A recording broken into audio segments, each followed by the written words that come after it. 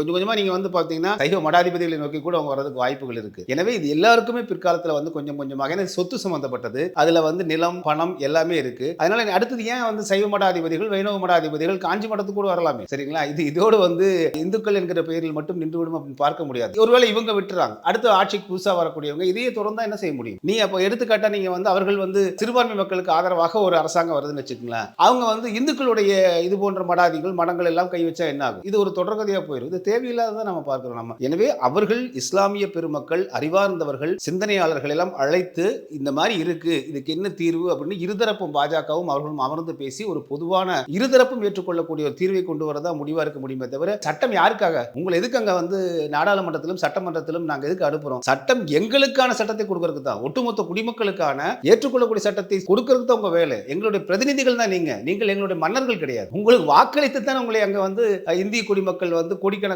மக்கள் வந்து அங்க அனுப்பிச்சிருக்காங்க. நீங்கள் வந்து மன்னர் பரம்பரையில் வந்தவர் கிடையாது, சரிங்களா? அது போல நான் சொல்றத சட்டம் வந்து நிறைவேற்றி ஏத்துக்கிட்டு ஆகணும். இவர்கள் என்ன நினைச்சுக்கிறாங்கன்னா, தாங்கள் இந்துக்கள், ஒட்டு பெரும்பான்மையான இந்துக்கள், நாங்கள் வந்து இங்க ஆட்சியில் அமர்ந்திருப்பதால் நாங்கள் மன்னர்களைப் போல அவங்க எண்ணிக்கொள்வது வந்து இது டெமோக்ரஸிக்கு வந்து சரியானது அல்ல.